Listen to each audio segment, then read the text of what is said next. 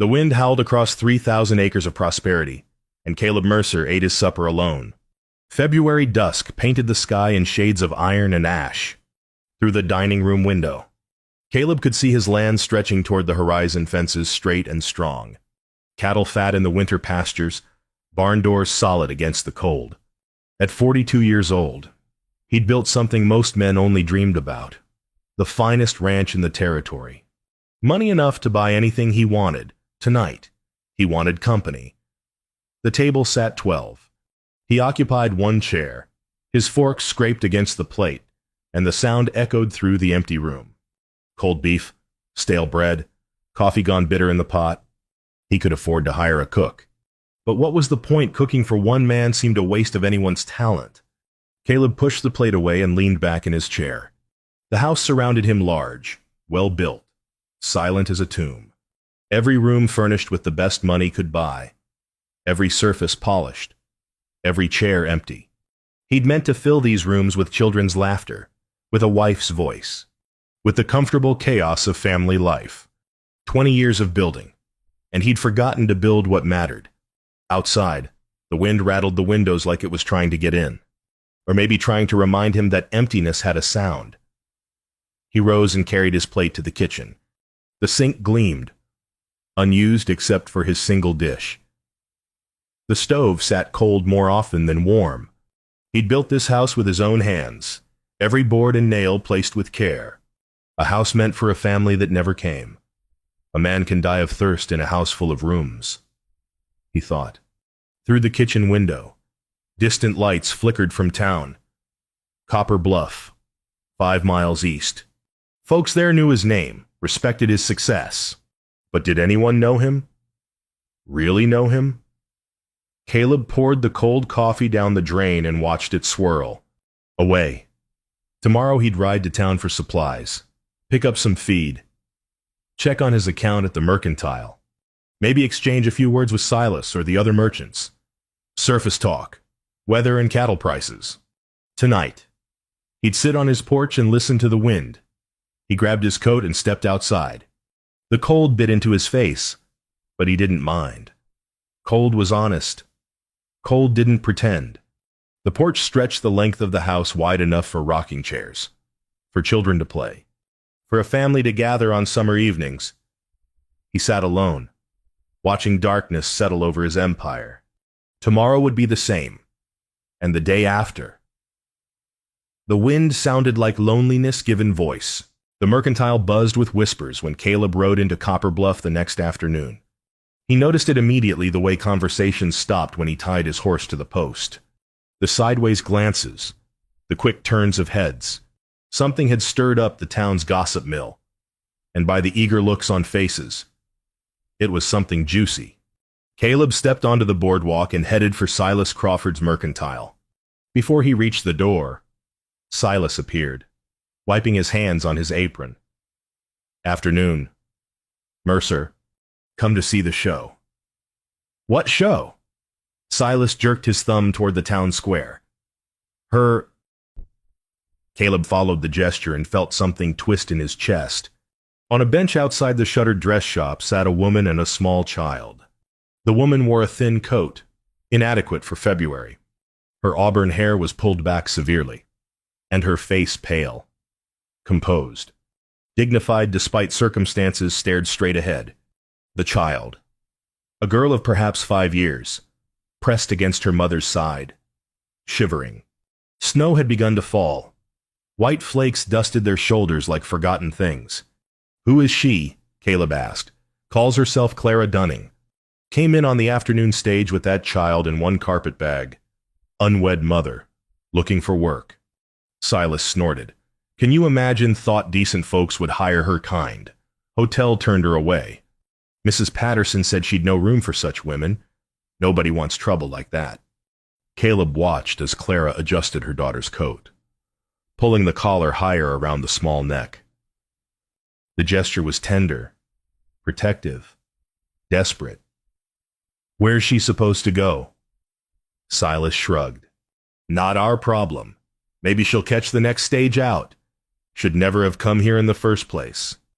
The child tugged her mother's sleeve and said something. Clara leaned down, whispered back, "Even from this distance." Caleb could see the woman's composure crack for just a moment, fear and fierce love warring on her face. Then the mask returned.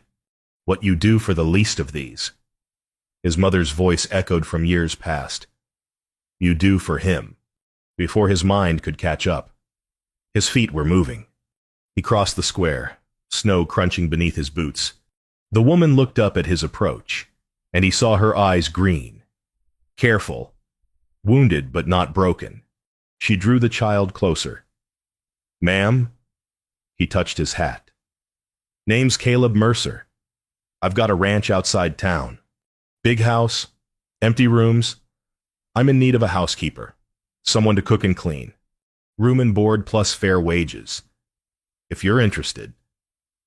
She studied him for a long moment. He felt measured, weighed. "I don't accept charity, Mr. Mercer." "Then it's not charity. It's employment." Another silence. The child tugged her sleeve again. "Mama, I'm cold." Something in Clara's face shifted, not defeat, but decision. "What are your terms?" "Honest work for honest pay.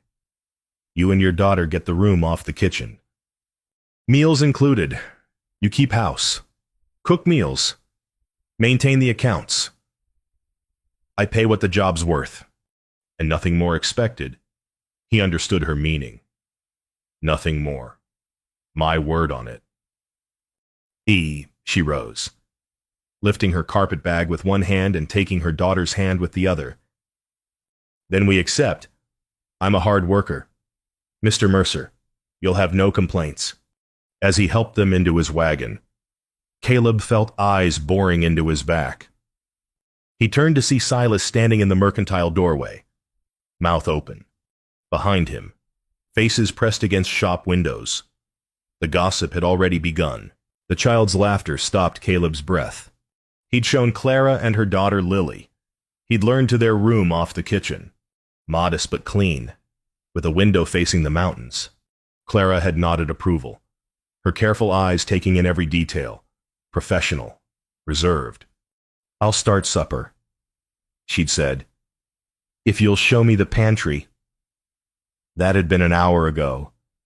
Now Caleb sat on the front porch despite the cold, watching darkness creep across his land.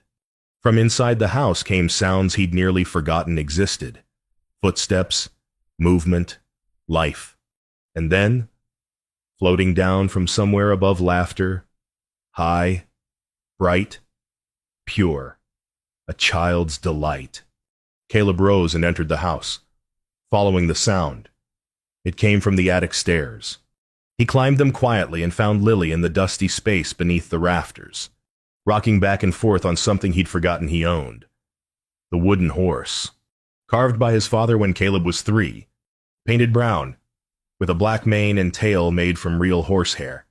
He'd ridden it countless hours as a boy, before his father died, before his mother followed, before childhood ended and survival began. 30 years it had sat here, forgotten. Now Lily rode it like she'd discovered treasure. Her face glowed with simple joy, and the sound of her laughter filled the empty spaces of the house like water filling a dry well. Footsteps on the stairs. Clara appeared, face flushed from cooking. "Lily, I told you not to wander." "I'm so sorry, Mr. Mercer." "I'll quiet her immediately." "No!" The word came rough from his throat. He cleared it. "Let her play. It's been silent up here too long." Clara studied him with those careful green eyes. Something flickered their curiosity. Perhaps. Understanding. "Come down when you're ready, little one." Clara said to her daughter, to Caleb, "Supper's nearly done." They descended together, at the bottom of the attic stairs. Clara paused. "You built all this yourself, didn't you?" "I did." "Your parents, gone, long time ago." She nodded slowly. "It's a fine house, Mr. Mercer. Strong. Well made." A pause. "But it's very quiet." Before he could respond, she moved toward the kitchen, Caleb stood in the hallway, listening to the sounds above Lily still on the horse, still laughing, and the sounds below Clara humming softly as she worked. That night after supper, real food, warm and seasoned. Eaten at a table with other people, Caleb returned to his porch. The snow had stopped. Stars emerged. Clara stepped out with 2 cups of coffee. "Thought you might want this." She handed him one, then retreated to the doorway. "Thank you, Mrs. Dunning." "Clara, please."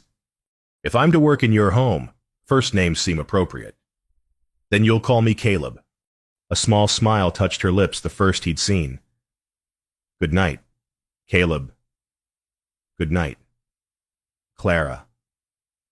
She went inside. From above, he could still hear the faint creak of the rocking horse. His house wasn't quiet anymore. 2 weeks brought transformation. Caleb stood in his kitchen doorway, watching Clara move with practiced efficiency between stove and counter. Curtains washed and pressed hung fresh at the windows, catching morning light. The floor gleamed. Bread rose on the counter, its yeasty smell filling the air. The house, once museum silent, now breathed with life. "Coffee's ready," Clara said without turning. He poured himself a cup and settled at the table. She'd arranged flowers in a jar, winter wildflowers she'd found near the barn. Such a small thing. Such a change. "Lily's already outside," she added. "Hope you don't mind. She wanted to see the horses. I'll check on her." He found Lily at the corral fence, chin resting on her arms, watching his bay mare with rapturous attention. When she heard his footsteps, she turned with that bright smile that had become familiar. "Mr. Caleb, she's beautiful. Does she have a name?" "Copper, because of her color." "Can I pet her?" "Carefully. She's gentle." He lifted Lily so she could reach over the fence. Her small hand stroked the mare's nose with surprising tenderness. "She's soft," she whispered, awed. "You like horses?" "More than anything, Mama says someday I'll have my own." "Your mama's smart." Lily giggled. "She says you're a good man. Kind." Something warmed in Caleb's chest. "Does she now?" "Uh-huh. She says most men would have left us on that bench, but you didn't." Lily looked up at him with serious eyes. "Thank you for not leaving us." He set her down gently. "You're welcome, little one." That evening, after Lily had gone to bed, Caleb found Clara at the desk in the sitting room, bent over ledger books by lamplight. His ledger books. "Everything in order?" he asked.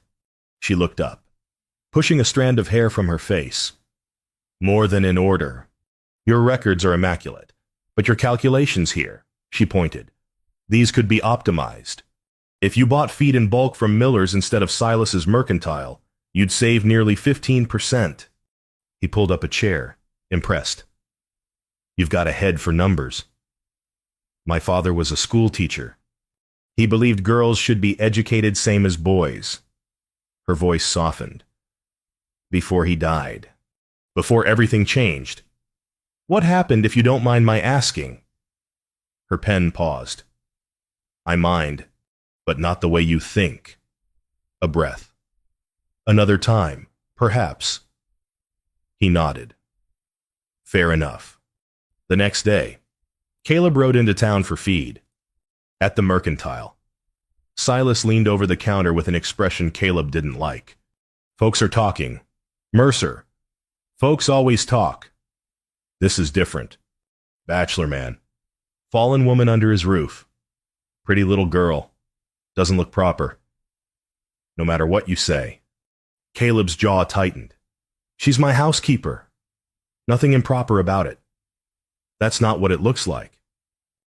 "Then folks should get their eyes checked." Silas straightened. "I'm trying to help you. Caleb, your reputation, my reputation is my concern." He left without his full order. The ride home felt longer than usual. That night at supper, Clara noticed his silence. Trouble in town. He looked across the table at her calm face. At Lily beside her chattering about the horses, at the meal prepared with care, at the flowers in their jar. "Nothing I can't handle," he said. But his coffee grew cold, untouched. The blizzard came without warning. One moment, February afternoon stretched gray but calm. The next, white fury descended, wind shrieking across the plains like something wounded.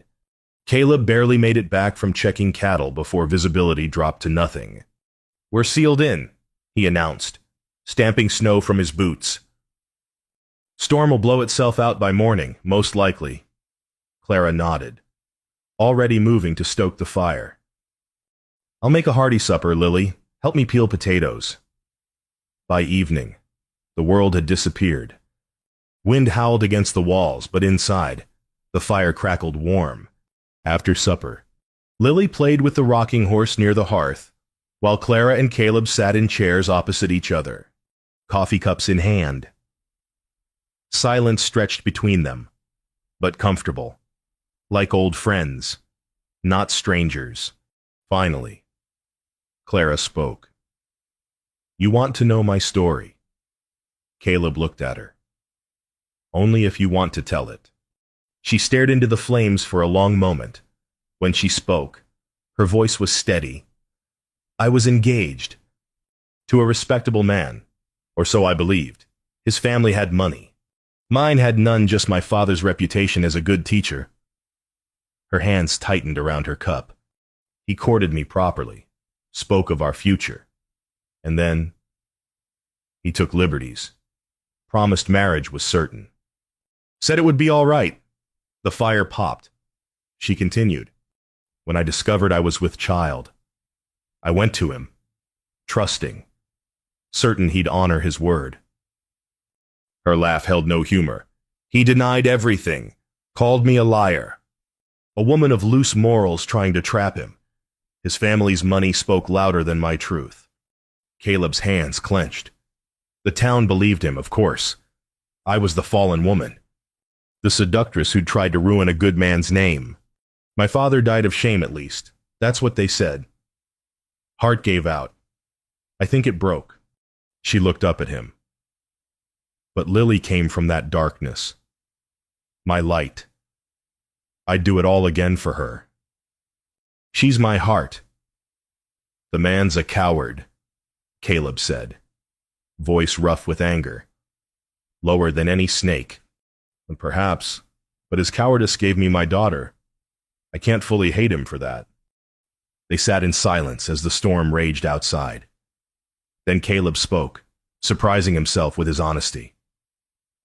20 years I've worked this land, every fence post, every barn board, every penny saved. Built myself an empire." He gestured at the house. "And for what empty rooms, silent halls. Success everyone admires but no one shares." His voice dropped. "I thought if I just kept building, the emptiness would fill itself. It doesn't." Clara's eyes softened with understanding. "I've had supper at this table 1,000 times," he continued. "But not once until you came did I taste the food. Not once did I hear laughter in these rooms. I built a house. Clara, you and Lily, you're making it a home." Outside, wind screamed. Inside, fire glowed. Clara set down her cup and met his gaze. "You're a good man, Caleb Mercer." First time she'd used his full name that way, like she meant it, like she saw him. "You're a strong woman, Clara Dunning." Something passed between them in that moment: recognition, respect. The first fragile threads of something deeper, two wounded souls finding shelter in each other. "Thank you," she said softly, "for giving us a chance when no one else would." He nodded, not trusting his voice. The storm howled through the night, but inside, warmth grew. Reverend Ashworth's buggy appeared on the ranch road 3 weeks later, and Caleb felt his stomach tighten. March had arrived with mud and longer days. Snow melted into brown rivers across the land. In town, Caleb noticed the pointed silences, the turned backs. Sunday sermons seemed aimed at him, messages about temptation, about appearances, about Christian duty. Now the Reverend himself came calling. Clara saw the buggy from the kitchen window. Her face paled slightly. "Should I stay?" Caleb said, "You've nothing to hide." But she retreated to the kitchen nonetheless. Reverend Ashworth was a thin man with kind eyes that currently held concern. Caleb led him to the parlor, offered coffee which was refused, and waited. "Caleb, I'll speak plainly," Ashworth began, hands folded on his knees. "The congregation is concerned. An unmarried woman of questionable character, living in your home. It's causing scandal. She's my housekeeper. Reverend, employed properly, nothing untoward." "I believe you. But perception matters in a small town. People talk. Tongues wag. The situation appears improper, regardless of truth. Then people should focus on their own sins." Ashworth sighed. "I'm not here to judge. Caleb, I'm here as your pastor and friend. The church board met last night.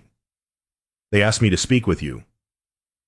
To strongly suggest, that you send Mrs. Dunning and her daughter away." The words hung in the air like smoke. "And where should she go?" Caleb's voice hardened. "Back to that bench where Christian charity left her freezing." "That's not our concern, isn't that? What we're supposed to be concerned, love thy neighbor. Reverend, care for widows and orphans. Or does that only apply to respectable widows deserving orphans?" Ashworth stood. "I understand your frustration, but consider your reputation, your standing. You're a respected man. Caleb, this woman, this situation, it damages that. Maybe my reputation needs examining then." The Reverend's face saddened. "I've said my piece. I'll pray you make the right choice." After he left, Caleb stood in the parlor, anger and frustration warring in his chest. He heard a sound and turned. Clara stood in the doorway, face pale as winter snow. She'd heard everything. "I'll leave tomorrow," she said, voice steady despite the tremor he could see in her hands. "I won't be the cause of your ruin. You've been kinder than anyone. But I won't destroy what you've built. You'll do no such thing. Caleb." He crossed to her, stopping close enough to see the fear in her eyes. "This is my land, my house, my choice, and I choose to do what's right, not what's comfortable. You and Lily stay. But your church, your reputation, the bank, the merchants, they could destroy you. Let them try." The word broke from her lips. "Why risk everything for us?" He looked at her, this woman who'd faced betrayal and shame with dignity, who'd raised her daughter with love despite impossible odds, who'd transformed his empty house into a home. "Because some things matter more than reputation," he said. "Some things matter more than money." She searched his face for a long moment, then nodded slowly. "All right, we'll stay." That night, Caleb lay awake. He'd defied the church, the town, his whole social world. For a woman he'd known 2 months. Yet when he remembered Lily's laughter, Clara's smile, the house alive with purpose, he knew he'd do it again. And again. Sunday morning arrived with gray skies and Caleb's determination to face what he'd chosen. He dressed carefully, as always, and rode to church alone. Clara had offered to stay away from town, to make things easier. He'd refused. "We've done nothing wrong," he'd said. "I'll not hide like we have." But as he entered the church, he understood the cost. Families shifted away from his usual pew. The Bennett family moved to the left. The Crawfords, Silas and his wife, turned their backs entirely. By the time Reverend Ashworth began his sermon, empty spaces surrounded Caleb like moats. He sat through the service with straight spine and forward eyes, hearing nothing. The sermon washed over him words about community, about standards, about righteousness. He wondered if the Reverend tasted the irony. After the final prayer, Caleb rose to leave. No one spoke to him. No one met his eyes. He'd become invisible through visibility.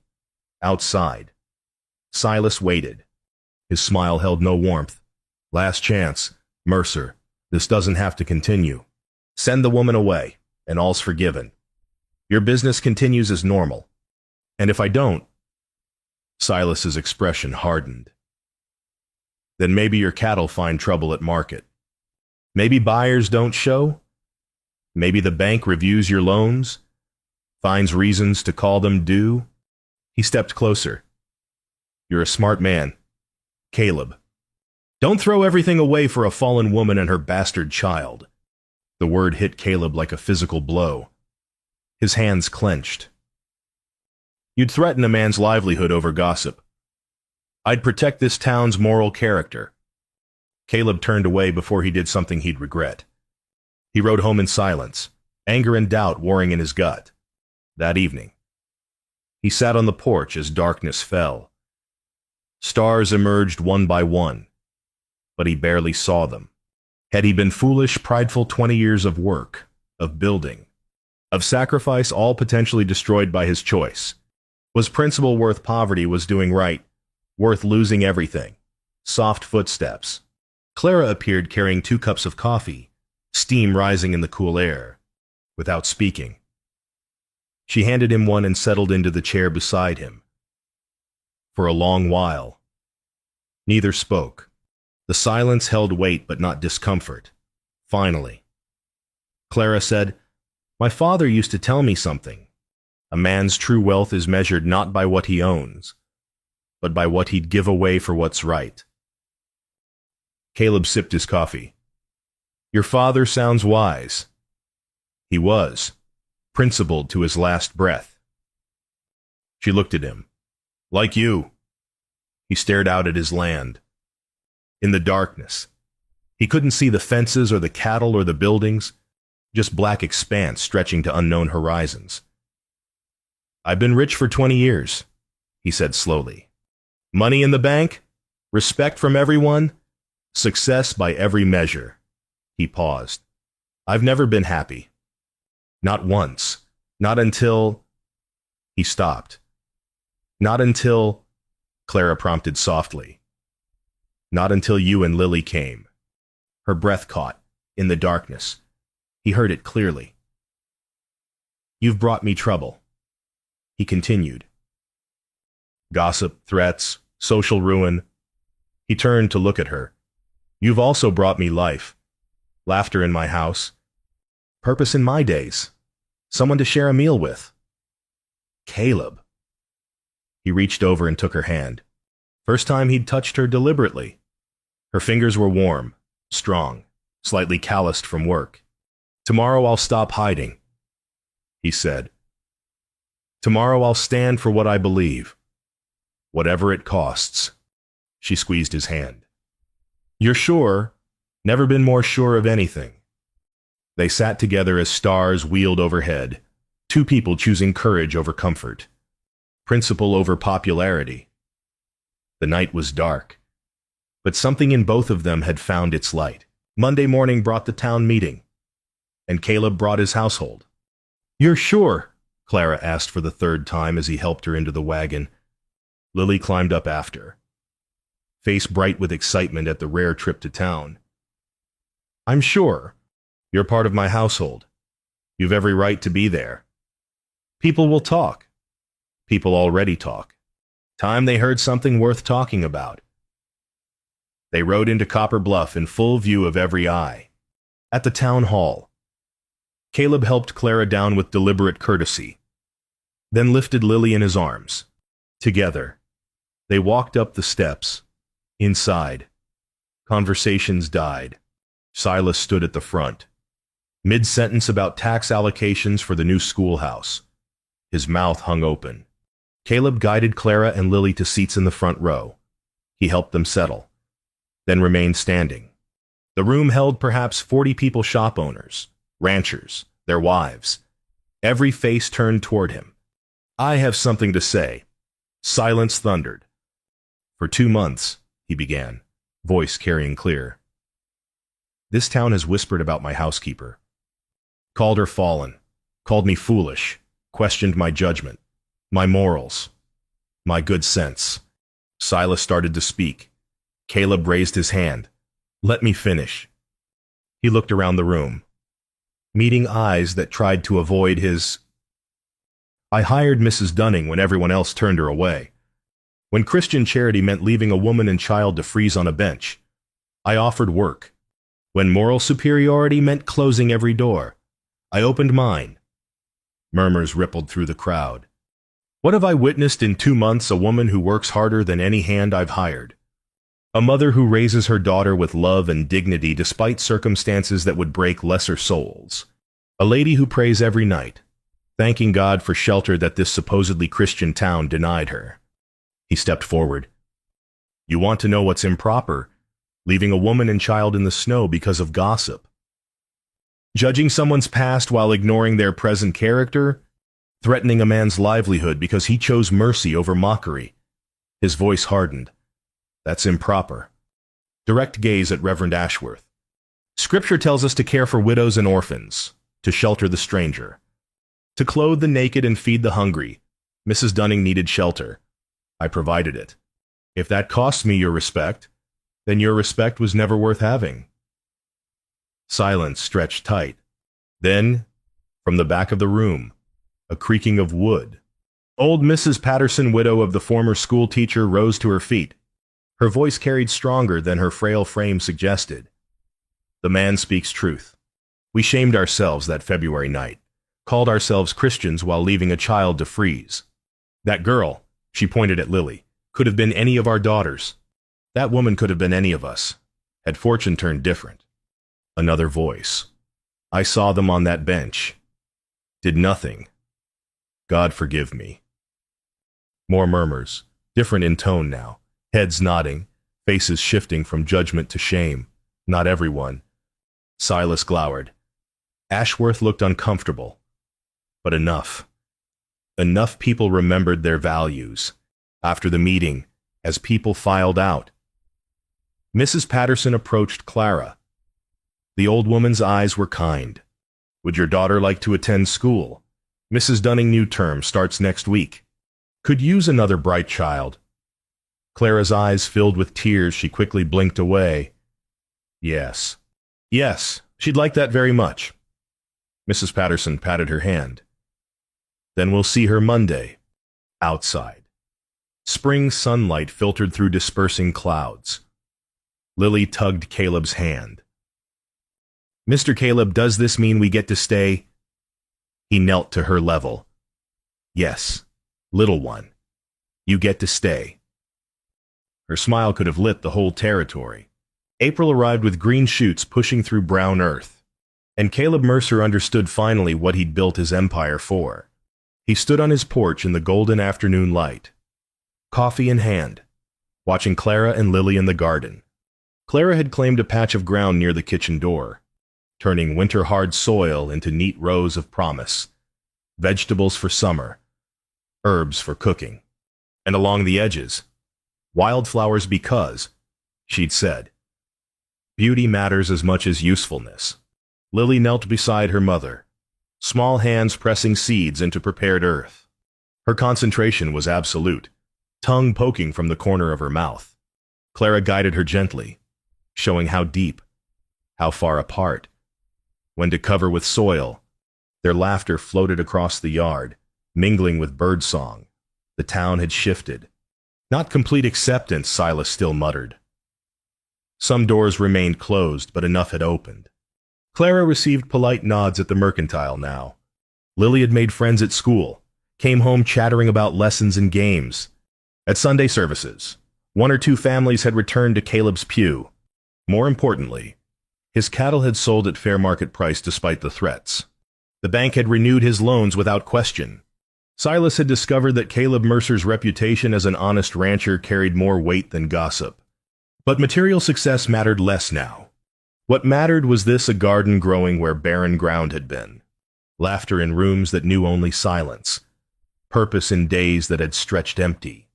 That evening after supper, Caleb found Clara in the sitting room, mending one of his shirts by lamplight. Lily slept upstairs in the room he'd painted yellow, her favorite color. The house breathed with contentment. He settled in the chair across from her, watching her capable hands move needle and thread.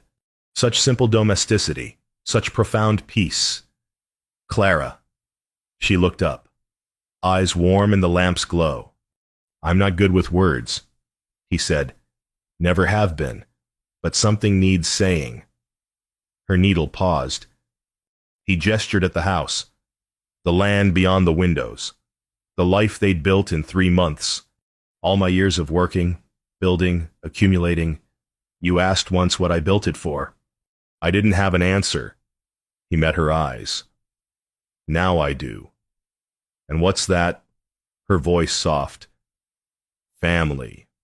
The word hung between them, sacred and simple. She set down her mending, giving him her full attention. "I'm not proposing," he continued. "Not yet. There's time for that when you're ready. When the town sees you as I see you, a woman of character and grace. But I want you to know." He leaned forward. "You and Lily. You've given me what 20 years of work never could. You've given me reason to come home.